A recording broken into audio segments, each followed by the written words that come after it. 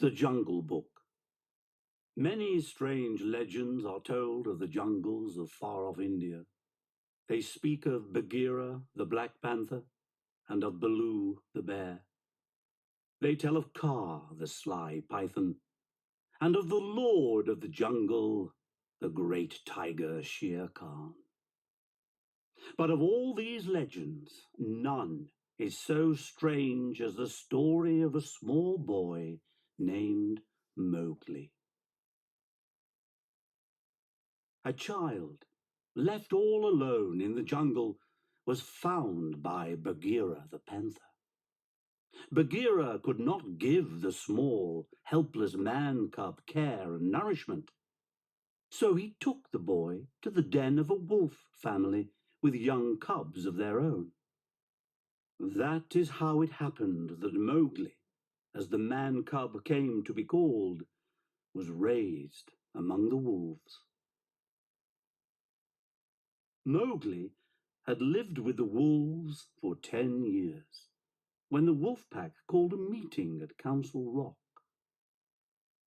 "As you know," said Akela, the leader of the pack, "Shere Khan the tiger has returned.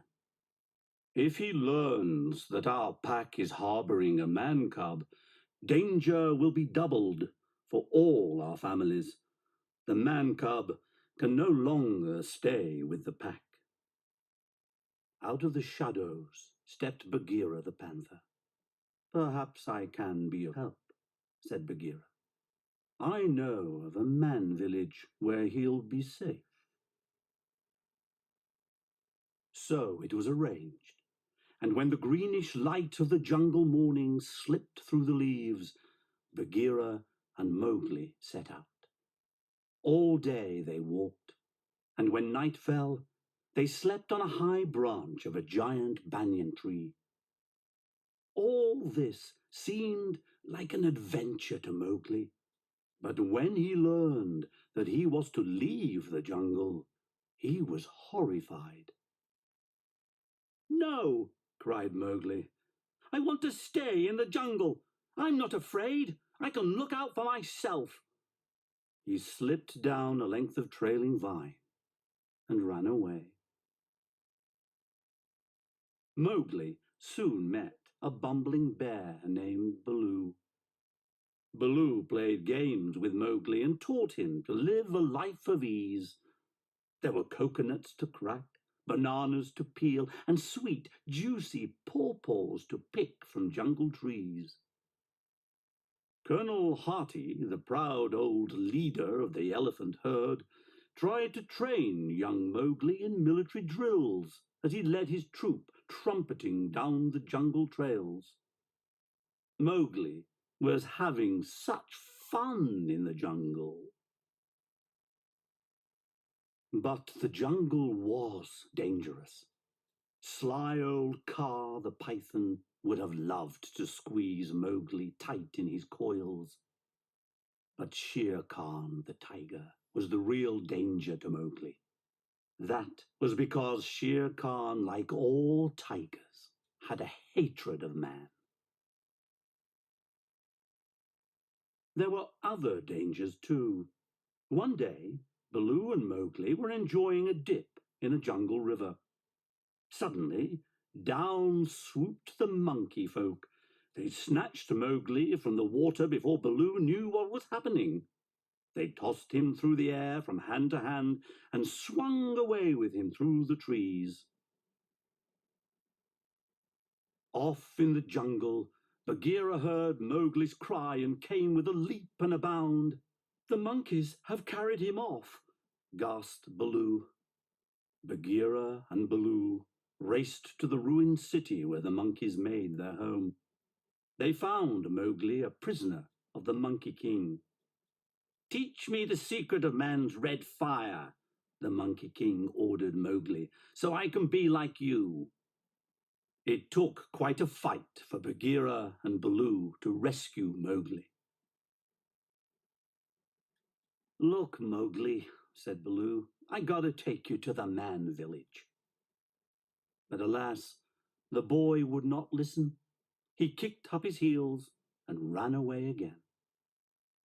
This time, his wanderings led him to the high grass, where Shere Khan lay waiting, smiling a hungry smile.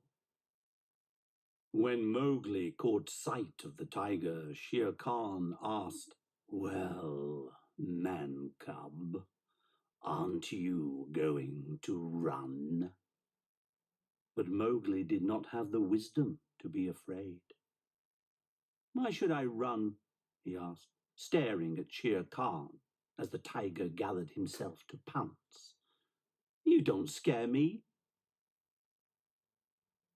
"That foolish boy," growled Bagheera, who had crept close just in time to hear Mowgli.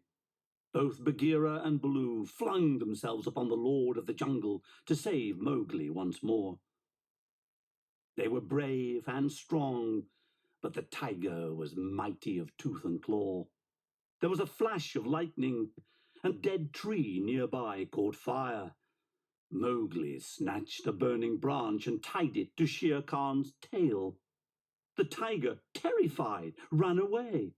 Mowgli was very pleased with himself as he strutted between the two weary warriors, Bagheera and Baloo.